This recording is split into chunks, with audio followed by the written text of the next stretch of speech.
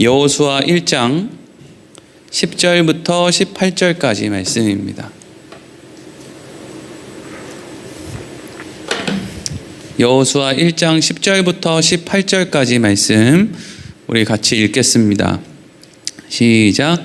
이에 여호수아가 그 백성의 관리들에게 명령하여 이르되 진중에 두루 다니며 그 백성에게 명령하여 이르기를 양식을 준비하라. 사흘 안에 너희가 이 요단을 건너 너희의 하나님 여호와께서 너희에게 주사 차지하게 하시는 땅을 차지하기 위하여 들어갈 것임이니라 하라.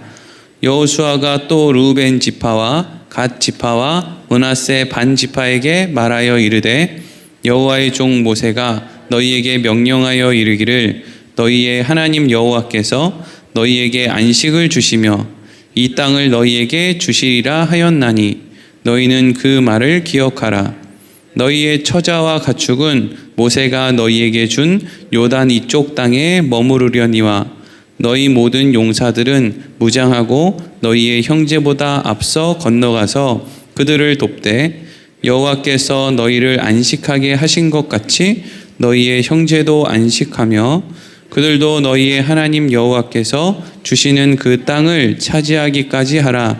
그리고 너희는 너희 소유지 곧 여호와의 종 모세가 너희에게 준 요단 이쪽 해돋는 곳으로 돌아와서 그것을 차지할지니라. 그들이 여호수아에게 대답하여 이르되 당신이 우리에게 명령하신 것은 우리가 다 행할 것이요 당신이 우리를 보내시는 곳에는 우리가 가리이다. 우리는 범사의 모세에게 순종한 것 같이 당신에게 순종하려니와 오직 당신의 하나님 여호와께서 모세와 함께 계시던 것 같이 당신과 함께 계시기를 원하나이다. 누구든지 당신의 명령을 거역하며 당신의 말씀을 순종하지 아니하는 자는 죽임을 당하리니 오직 강하고 담대하소서. 아멘. 오늘 말씀의 제목을 제가 좀 바꿨어요. 말씀 제목을 뭘로 바꿨냐 하면 중심을 보시는 하나님, 이걸로 바꿨어요. 사실 이 본문 가지고 제목을 중심을 보시는 하나님이라고 정하기가 조금 이렇게 평범하지는 않아요. 근데 오늘 말씀을 이렇게 읽어보면 오늘 말씀부터 이제 4장까지 이어지는 이 흐름을 이렇게 보면은요, 하나님이 중심을 보시는 하나님이시구나 하는 것을 우리가 알 수가 있습니다. 지난 시간에 모세가 죽었고 하나님이 모세의 수종자였던 여호수아를 이스라엘의 지도자로 세우는 그것에 대해서 우리가 함께 나누었어요. 그렇죠? 근데 사실 이 장면이 어떤 사람들에게는 그 당시에 살았던 사람들에게는 좀 낯설었을지도 몰라요. 왜냐하면 보통 모세가 죽으면 누가 후계자가 될 거라고 생각을 하느냐 하면 모세의 아들이 있었거든요. 그러니까 이제 모세의 아들이라든지 뭐 아들이 없으면 뭐 형제라든지 친인척이라고 우리 보통 그런 식으로 생각하잖아요.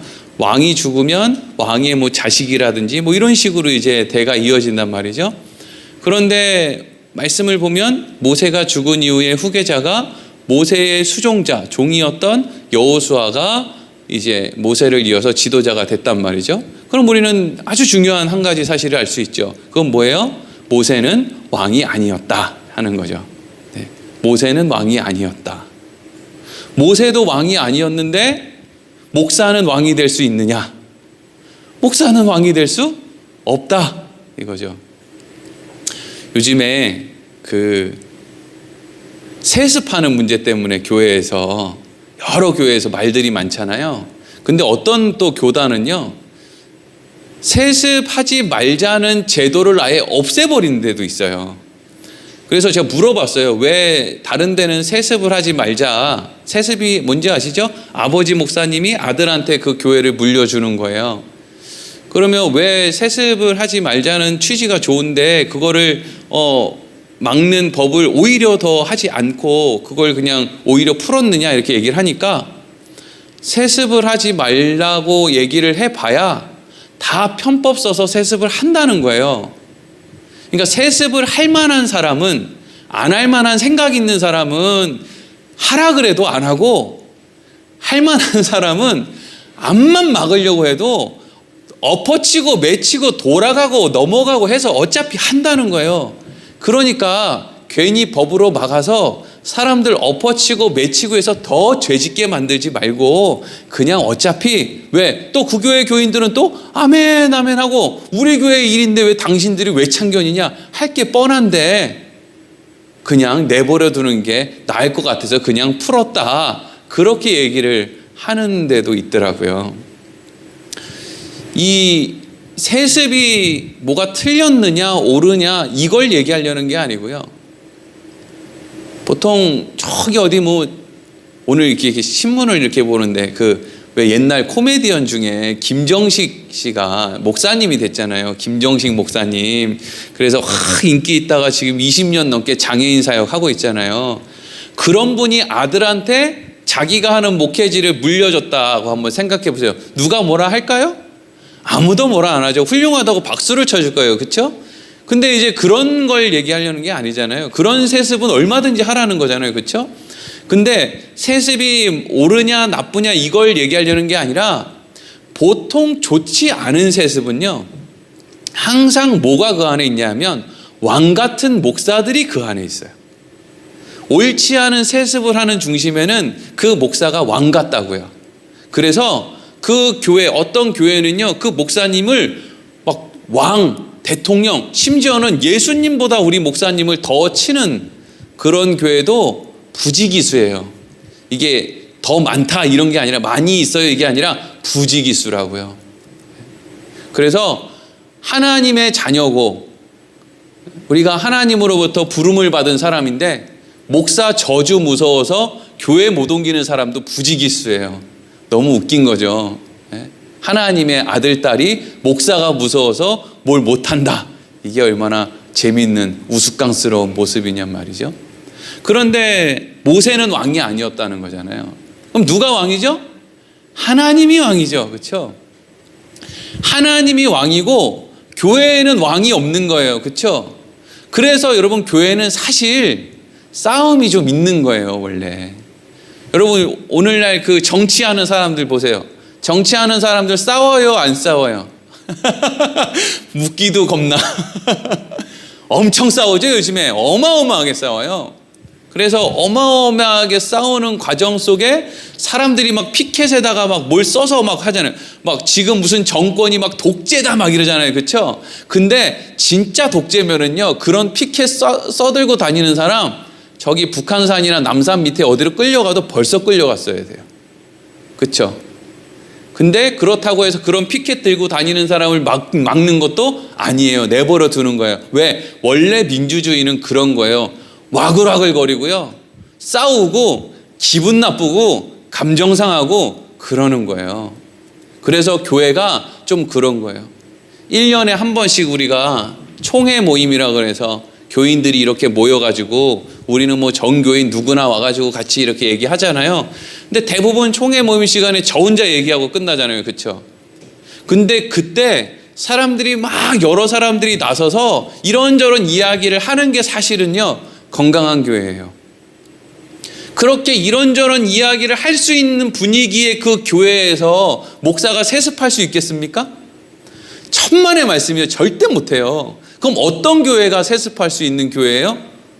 우리가 당회에서 이렇게 하기로 결정했어요. 그러니까 여러분들 그냥 따라오시면 됩니다. 이러면 끝나는 교회가 네, 끝나는 교회가 이제 세습이 가능한 교회죠. 근데 이 이스라엘은요. 지금 암만 이 이스라엘 백성들의 모습을 봐도 이스라엘은요. 어디 가나 와글와글 했을 것 같아요. 하나님이 왕이시고 모세한테 대드는 것 좀 보세요. 모세한테 이스라엘 백성들 대드는 것 보세요. 이게 모세가 왕 노릇한 게 아니라는 것을 우리한테 가르쳐 주는 거죠. 그래서 그런 분위기니까 하나님이 여호수아에게 뭐라고 3번 4번 반복해서 말씀하세요? 너는 강하고 담대해라 이렇게 얘기하시죠. 하나님이 여호수아한테 강하고 담대하라는 얘기를 계속 반복하시는 이유는 2가지 때문이겠죠. 하나는 백성들 꼬라지를 보니까 강하고 담대한 마음이 싹 사라지는 거고, 또 하나는 여리고 성이라든지 가나안 땅에 있는 그 성이나 아니면 거기 있는 사람들을 보니까 또 강하고 담대함이 사라지는 거죠. 그러니까 그런 상황들을 보고 하나님이 여호수아에게 너는 강하고 담대해라 하는 거죠. 그럼 그 강하고 담대하라는 말 안에는 뭐가 있어요? 네가 하는 게 아니고 내가 하는 거다, 이게 써 있죠. 우리가 언제 뭘 했어요? 우리가 뭐 한 게 없죠. 네. 여러분, 우리가 강하고 담대할 수 있는 그런 마음가짐이 몇 개 있는데 이런 거 한번 생각해 보세요. 첫 번째는 뭐냐 하면 세상에 맛있는 음식은 대부분 싸다. 요거 생각해 보셨어요? 제가 요즘에 제가 좀 홀쭉해지지 않았습니까? 네. 제가 홀쭉해졌다 그러면 사람들이 모르겠는데요 이래요. 얼마 관심이 없으면. 네. 아니면 정말 몰라서 모른다고 하거나 아니면 배 아파서 그러거나. 여러분, 제가 요즘에 살을 좀 빼고 있는데 제일 먹고 싶은 게 뭔지 아세요? 라면, 떡볶이, 짜장면, 이런 것들, 빵, 과자. 제가 지금 이거 하는데 막 랍스타, 무슨 뭐 캐비어 이런 거 먹어본 적도 뭐 저기 프랑스에 있는 무슨 거위 간요리 이런 거 안 먹고 싶어요. 제가 제일 먹고 싶은 건 라면, 떡볶이, 짜장면, 햄버거 이런 것들이에요. 여러분, 우리 인생에서 진짜 맛있는 거 있잖아요. 그런 건 대부분 싸요. 이게 놀라운 일이죠. 대부분 가격이 싸요. 그러니까 세상 속에서 너무 주눅들 거 없어요. 내가 먹을 수 있는 거, 내가 먹어서 맛있는 건 대부분 싸다. 또 이런 생각도 할 수 있어요. 집이 좀 좁아야 가족들끼리 몸 부딪힐 일도 많다, 이런 거죠. 그럼 또 어떤 분들은 또 하여튼 제가 이런 설교 시간에 이런 얘기만 하면 이거 유튜브로 보시는 분들도 그렇고 아주 극단적인 상황을 막 이렇게 연출해가지고 뭐 단칸방에서 몇 가정이 사는데 아버지는 알코올 중독이고 어머니는 막 바람이 났는데 그럼 그렇게 좁은 데서 부딪히고 살면 좋단 말입니까? 제정신이에요? 제정신이야? 왜 그렇게 극단적인 걸 자꾸 얘기해요? 그냥 막 100평 이런 집에서 막 애 하나 두고 부모 둘이서 3명 산다고 생각해 보세요. 그런 거 말고 좀 집이 적당한데 거기서 왔다 갔다 하고 그냥 부딪히기도 하고 막 괜히 지나가다가 엉덩이도 발로 한번 차고 이런 집에 사는 게 사실은 더 친밀도가 높잖아요. 그리고 이건 중요한 마음가짐인데요. 이게 요즘에 제가 생각하고 있는 것 중에 제일 저한테 자유를 주는 어떤 생각이에요. 뭐냐 하면 네 자식이 너보다 낫다, 이거예요. 네 자식이 너보다 잘 될 거야. 그리고 네 자식이 너보다 나아. 이 생각을 제가 요즘에 많이 해요. 보통 부모들은요, 내가 자식을 위해서 뭘 남겨줘야 되지? 자식을 어떻게 키워야 되지? 막 수능 시험을 준비하는데 얘를 어떻게 해야 되지? 막 그런 생각을 하면서 이제 막 돈을 더 많이 벌어야 되고 뭔가 좀 부모 노릇 해야 되고 막 이런데 이제 막 스트레스를 막 받는단 말이죠. 근데 여러분, 거기서 강하고 담대해야 돼요.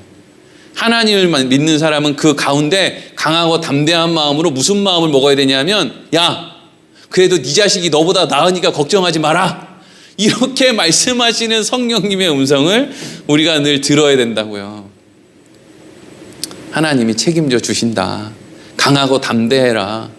세상은 강남으로 이사가서 8학고 있는 무슨 고등학교 애를 보내고 그거 졸업하면 어디 유학을 보내고 이렇게 해야 된다고 자꾸 얘기하지, 거기에 주눅들지 말고 강하고 담대해라. 네 자식이 너보다 나을 것이고 그리고 네 자식이 결국 너에게 기쁨이 될 것이다. 돈 많이 벌어서 기쁨 되는 거 말고요. 나도 돈 없고 내 자식도 돈이 없는데 그냥 그 자식이 나중에 내 손을 꼭 붙잡아주는 그런 기쁨 말이에요. 마음이 통하는 그 기쁨 말이에요. 같이 예수를 믿어서 예수님으로 하나 되는 그 기쁨 말이에요. 누구도 줄 수 없는 그거 말이에요. 용돈 집어 던져주고 지 할 일 다 했다는 그런 거 말고요. 그래서 하나님께서는 가나안에 들어가면서 여호수아에게 강하고 담대해라, 이런 말씀을 하심으로 가나안 땅에서의 싸움은 여호수아가 실력 발휘를 하는 싸움이 아니고 여호수아가 하나님 안에 어떻게든 머물러 있는 싸움이다 하는 거죠. 여러분, 우리가 이 땅에서 살아가는 동안에 여러분들에게 하나님이 실력 발휘하라 그러겠습니까? 실력 없는 거 다 들통나서 교회 온 거 아니에요. 아니, 사도 바울한테 하나님이 사도 바울은 성경도 능통하고 헬라어도 많이 알고 지식이 충만하고 로마인이니까 내가 사울을 불러서 사도 바울로 삼아야 되겠다, 이런 마음으로 예수님이 바울을 불렀겠어요? 아니에요. 사울이 아무것도 없다, 빈털털이다, 네 능력 없다, 나는 네 능력 따위는 필요 없다 라는 걸 확인하는 그 순간 부름을 받은 거예요. 그러니까 가나안에서의 싸움은 하나님 안에 있는 싸움이라고요. 우리 실력 발휘하는 싸움이 아니라고요. 내가 어떻게 실력 발휘를 해가지고 고구마를 찔러보듯이 열심히 찔러가지고 100명 1000명을 전도할까? 이건 우리가 고민할 게 아니에요. 우리가 고민한다고 10명이나 전도해요? 1명이나 전도해요? 그게 내 힘으로 될 것 같으면 그 사람은 그냥 내 사람이에요. 성령의 사람이 아닌 거예요. 내가 성령 줄 수는 없는 거잖아요. 성령이 그 사람 안에 있어야 예수를 주로 시인하고 진짜 그리스도인이 될 거 아니에요. 그걸 어떻게 내 실력으로 할 수 있습니까? 찌른다고 돼요? 무슨 감성을 터치한다고 해요? 돼요? 사형리를 외운다고 돼요? 그게 되는 게 아니고요. 성령이 그 안에 들어가서 그 입술에 주를 시인해야 된다고요. 예수를 주로.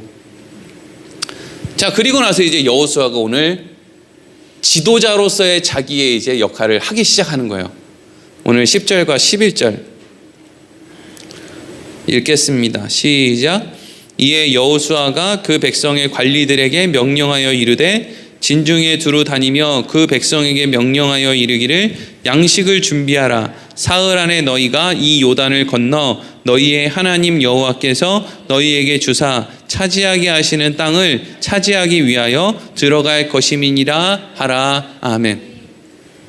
이 여호수아가 지금 지도자로서 제일 처음 한 명령이 뭐냐면은요, 백성들의 지도자를 불러놓고 자, 이제 우리가 길을 떠날 것이고 이제 길을 떠나면 싸움을 할 수도 있으니까, 전쟁이 일어날 수도 있으니까 너희들이 뭘 준비하라는 거예요?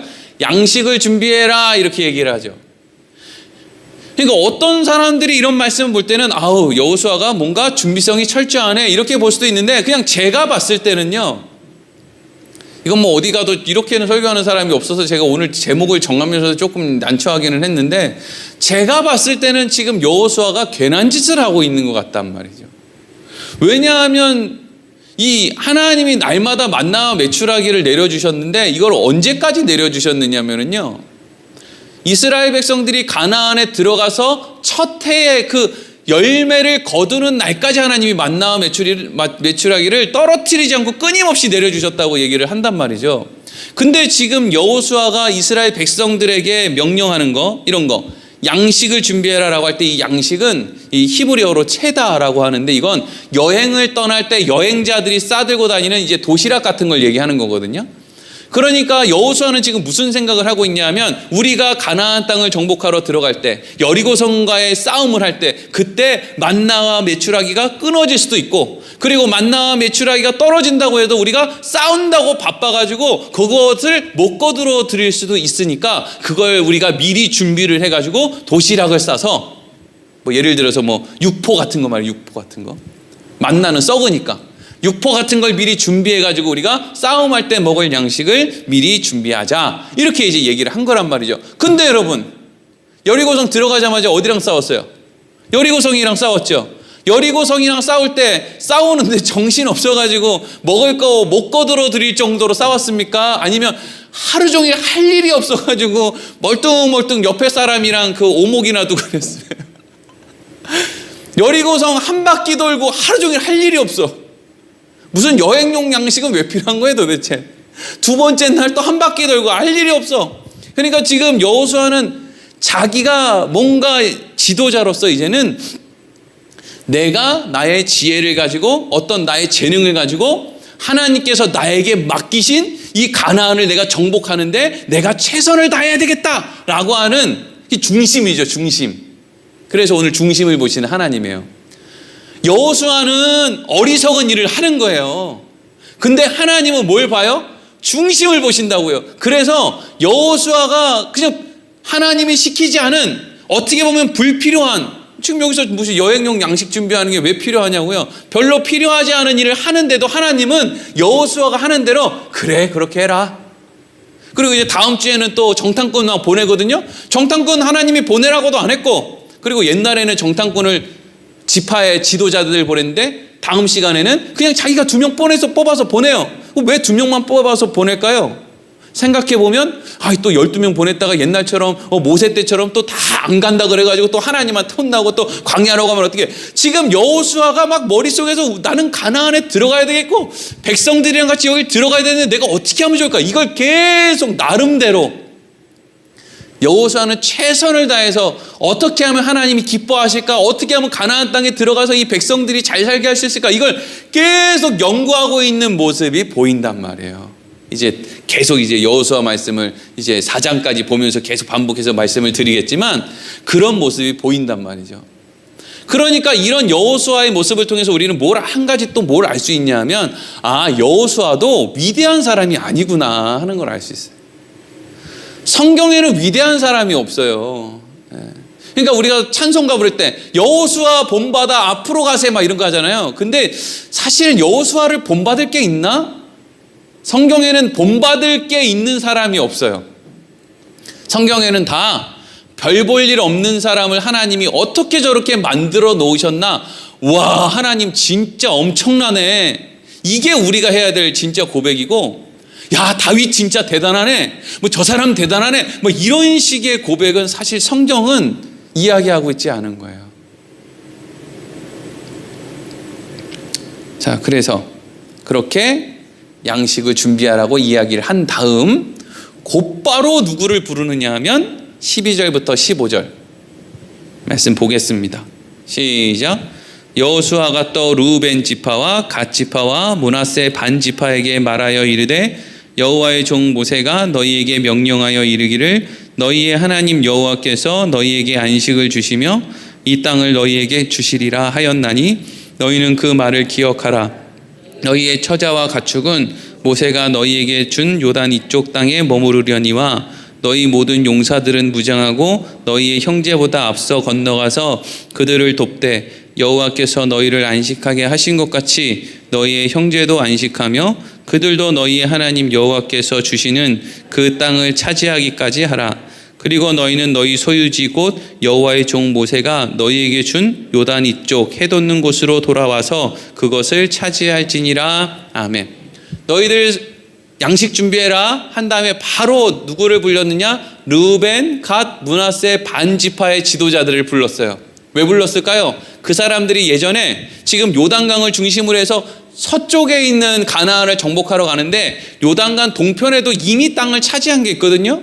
그 이미 차지한 그 땅을 이 르우벤, 갓, 므낫세 반 지파의 사람들이 와서 이거 우리 먼저 주세요. 어차피 우리 가나안 땅에 나가서 나눌 건데 우리 여기 있는 땅, 동편에 있는 땅을 먼저 주시면 대신에 우리가 서쪽 편에 있는 가나안 땅을 정복하러 들어갈 때 우리가 선봉에 서겠습니다. 그러니까 지금 이거를 미리 주십시오. 뭐 이런 식으로 이제 모세 때 이렇게 약속을 했단 말이죠.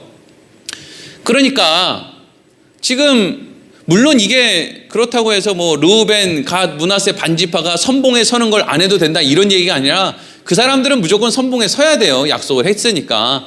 거기 선봉에 안 서면 하나님한테 혼나겠죠. 약속을 했는데 안 지키니까. 근데 이제 여기서 우리가 지켜볼 것은 그 사람들이 선봉에 서는 약속을 지켰느냐 안 지켰느냐, 뭐 그 사람들이 무슨 희생과 헌신을 했느냐 안 했느냐, 그러니까 대부분 이 본문으로 설교하신 분들 보니까 다 여기에 포커스가 있어요. 르우벤, 갓, 므낫세 반지파가 결국에는 약속을 지키고 헌신해서 이런 걸 좋아해 사람들은. 헌신해서 먼저 앞장서서 자기 것이 이미 있음에도 불구하고 그걸 두고 먼저 헌신해서 그걸 가지고 뭐 어찌 했다. 이제 이걸 가지고 이제 설교를 많이 하던데 그게 지금 제가 봤을 때는 중요한 게 아니고요. 여호수아가 하고 있는 모습이 중요하단 말이죠. 그러니까 여호수아가 지금 이 세 지파의 지도자들을 불러서 지금 뭘 하고 있는 것 같아요? 전략과 전술을 지금 짜고 있는 거예요. 양식 준비했고, 그리고 이제 니네들이 선봉에 서고, 그리고 이렇게 진열을 짜고, 그래가지고 왜냐하면 지금 여리고선 몇 바퀴 돌로 이거 몰라요 지금. 그러니까 어떻게든 지금 저기 보이는 그 커다란 그 성을 어떻게 정복해야 되는데 뭐 선봉은 일로 돌고 뭐 그 다음 분들은 일로 돌고 막 지금 여호수아 머릿속이 지금 복잡한 거예요. 오늘날 그리스도인들의 머릿속처럼. 자식도 잘 키워서 하나님께 영광 돌려야 되고, 나도 나중에 이거 해가지고 교회 이것도 해야 되고, 저것도 해야 되고, 저것도 해야 되고, 막 뭐 할 게 많은 거예요. 머리가 터져 나가는 거죠. 지금 여호수아 머리가 터져 나간다고요. 근데 그렇게 터져 나가는 생각을 막 하고 있는데, 이 르우벤, 갓, 므낫세 반지파의 지도자들이 뭐라고 하느냐 한번 보세요. 기가 막힌 얘기를 해요. 16절에서 18절 읽겠습니다. 시작. 그들이 여호수아에게 대답하여 이르되 당신이 우리에게 명령하신 것은 우리가 다 행할 것이요 당신이 우리를 보내시는 곳에는 우리가 가리이다. 우리는 범사의 모세에게 순종한 것 같이 당신에게 순종하려니와 오직 당신의 하나님 여호와께서 모세와 함께 계시던 것 같이 당신과 함께 계시기를 원하나이다. 누구든지 당신의 명령을 거역하며 당신의 말씀을 순종하지 아니하는 자는 죽임을 당하리니 오직 강하고 담대하소서. 아멘. 이제 보이죠? 이 사람들의 입을 통해서 지금 누가 여호수아한테 얘기하고 있는지 그냥 성경을 읽는데 딱 보이지 않습니까? 계속 하나님이 강하고 담대해라, 강하고 담대해라, 강하고 담대해라. 예, 알겠습니다 해놓고 머리가 복잡한 거예요. 양식 준비해라, 선봉에 서라, 이것도 해야 되고 저것도 해야 되고. 그러니까 하나님이 이 세 지파의 지도자를 통해서 하나님이 당신과 함께 할 겁니다. 그리고 제일 마지막 뭐라 그래요? 강하고 담대하소서 이러죠. 참 하나님은 여호수아의 중심도 보시고 여호수아의 마음도 아시고 여호수아에게 용기를 주시고 싶고, 근데 또 용기를 주기 위해서 또 여호수아 너 이거 잘못 생각하고 있으니까 너 이렇게 기를 죽이고 싶지도 않고 이제 막 시작하는 여호수아를 향해서. 근데 나중에 정말 중요할 때는요, 하나님이 그거에 대해서 네가 그렇게 고민해서 되는 게 아니고 내가 해야 되는 일이야 라고 결정적인 순간에는 말씀을 해주세요. 그런데 그때까지는 하나님이 여호수아의 마음을 알아주시는 거예요. 그래, 예수 믿고 기도도 많이 하고 싶지, 헌신도 많이 하고 싶고, 말씀도 많이 알고 싶고, 배삼열 목사야 너 설교도 잘하고 싶지, 교인들이 네가 설교하면 막 눈물도 흘리고 막 회개도 하고 삶이 변화되고 그런 거 너 하고 싶지. 그리고 막 너도 설교 준비 열심히 하고 막 설교 준비하는데 막 하늘에 말씀이 둥둥둥둥 떠다니고 그래가지고 그걸 가지고 설교 준비를 하면 이야 막 교인들이 아멘 아멘 하고 막 그런 거, 너 그런 거 꿈꾸지? 그래, 네 마음 잘 알겠는데 중요한 건 그걸로 안 돼. 이게 뭐냐면은요, 우리의 진심으로는 안 된다는 거예요. 이게 성경이 계속 말하는 거예요. 하나님이 우리의 중심을 아시기 때문에 우리의 진심을 알아요. 근데 우리의 진심으로는 안 돼요. 그래서 여호수아가 막 이것저것을 준비하고 이제는 그래 이제 할례도 하고 유월절도 지키고 이제 가나안 땅으로 들어가자 이러는데 그때 하나님이 어떻게 해요? 딱 제동을 걸죠. 그리고 누구를 보내요? 여호와의 군대 장관이 여호수아가 가는 길을 딱 막죠. 너 여기까지는 내가 네 진심을 알겠어. 그래, 너 여기까지는 네 마음으로, 너의 중심으로, 하나님 사랑하는 마음으로, 충성된 마음으로 여기까지 하는 걸 알겠는데, 근데 네가 싸우면 네가 싸우면 진다고. 네가 싸우면 지니까 여호와의 군대 장관이 가서 싸우면 네는 뒤에 따라오면 돼. 그게 이제 그 가르마를 정확하게 타주는 거예요. 여러분, 그 가르마가 이상하게 지저분하게 이렇게 잘 타지지 않으면요, 자기가 한 줄 알아요. 자기가 한 줄 안다고요. 그리고 또 한편으로는 자기가 재능이 없고 자기가 능력이 없어서 안 되는 줄 알아요. 그런 거 아니거든요. 누가 자기 재능과 능력으로 하나님이 싸워야 될 싸움을 자기가 나가서 싸워서 이길 사람이 누가 있습니까? 누가 자기 실력으로 여리고성을 무너뜨릴 수 있는 사람이 있어요? 못해요. 원래 하나님이 가야 되는 거예요. 베드로가 예수님을 3번 부인하고 저주하고 맹세하잖아요. 그 전에 베드로가 예수님이 나 이제 십자가에서 죽을 거야 뭐 어쩌고 저쩌고 하니까 베드로가 어떻게 했습니까? 예수님을 붙잡고 막 흔들면서 안 돼요 예수님, 무슨 얘기를 하는 거예요? 제가 예수님 그렇게 못하도록 제가 붙들 거예요, 가로막을 거예요 막 이랬더니 예수님한테 막 욕먹잖아요. 그렇죠? 근데 그 베드로가 예수님을 붙들고 늘어졌던 그 중심을 하나님이 안다니까요. 알아요. 그 중심을 안다고요. 아, 얘가 조금 멍청하기는 한데 그래도 사랑 안에서 저런 얘기 하는구나. 그 중심에 예수님을 통해서 성공하고 싶은 마음이 전혀 없는 건 아닌데 그래도 그 안에 예수님하고 든 정도 있고 사랑하는 마음도 있고 이래서 예수님 죽는 거 싫어하는구나 라는 거 예수님도 안다고요. 근데 왜 3번 저주하고 부인하고 맹세하는 동안에 왜 안 막아줘요?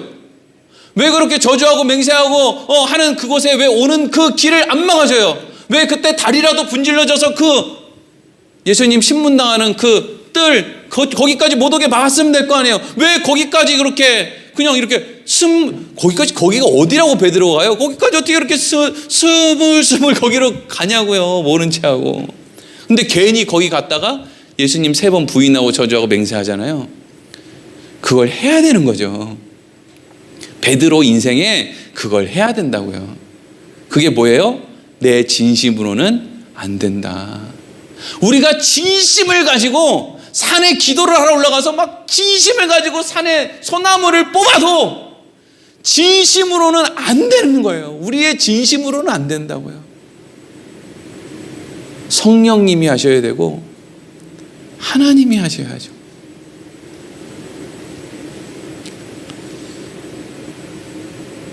우리의 진심은 우리를 우리가 원하는 대로 인도해 주지 않아요. 하나님께서 우리의 길을 인도해 주셔야 되는 거예요. 여호수아는 아직도 여호수아가 하나님 사랑하지 않았다고 말할 수 있습니까? 하나님 너무 사랑했죠. 하나님의 은혜를 몰랐겠어요? 나 같은 사람을 내가 모세랑 비교하면 나가 뭔데? 내가 어떻게 이걸 받아? 그러니까 여호수아는 자기가 자격 없다고 생각하는 만큼 오히려 더 반대적으로 더 내가 충성해야지라는 마음이 있었을 거예요. 그게 과거 우리 한국교회 교인들의 마음 아닙니까? 내가 성경도 모르고 가진 것도 없고 그러니까 내가 더 모르도 더 충성하고 헌신하고 해야지 이런 하나님을 향한 마음이 있었단 말이에요. 근데 하나님은 뭐라 그러는 거예요? 그걸로 되는 게 아니다. 하나님의 시간표는 우리가 진심을 쏟아서 뭘 한다고 하나님의 시간표가 이렇게 엿가락처럼 늘어지고 우리가 뭔가를 잘못하고 맨날 나쁜 짓 하면 하나님의 시간표가 쫙 단축돼가지고 무슨 1년 걸릴 걸 하루 만에 끝내고 이러지 않는다는 거예요. 하나님의 시간표는 정확하게 예수님의 오심 그리고 예수님의 재림 이 시간표가 하나님 안에 있다니까요. 하나님이 하셔야 되는 싸움이라고요. 우리 인생 가운데 우리의 힘으로 안 되는 벽을 많이 만나게 될 거예요. 진심으로 신앙생활을 하는데도 불구하고요. 그럴 때마다 여러분들 내가 뭐가 부족하지? 내가 정성이 부족한가? 이리로 가지 마시고요. 여호수아한테 하나님이 말씀하신 걸 기억하면서 강하고 담대해라. 어쨌든 네 자식은 네 힘으로 안 된다. 어쨌든 네 남편, 네 아내, 네 가족들 네 힘으로 안 된다. 내가 해야 되지 않겠니? 너가 해서 될 것 같니? 이제까지 해보지 않았니? 네가 해서 되겠니? 그러니까 어차피 내 힘으로 될 일이 아니니까 정리하면 뭐가 되는 거예요? 강하고 담대하라가 되는 거죠. 내 힘으로 되면 뭘 강하고 담대해. 교회 나올 필요는 또 뭐가 있어요? 그 시간을 더 써가지고 가족을 위해서 뭐라 해야지. 그렇잖아요? 근데 어차피 내 힘으로 안 된다고요. 그렇다고 부모로서의 책임도 하지 않고 그냥 맨날 교회에 살아라 이런 얘기를 하려는 게 아니고요. 그런 조바심들을 내려놓으라고요. 하나님을 믿으라고요. 기도하겠습니다.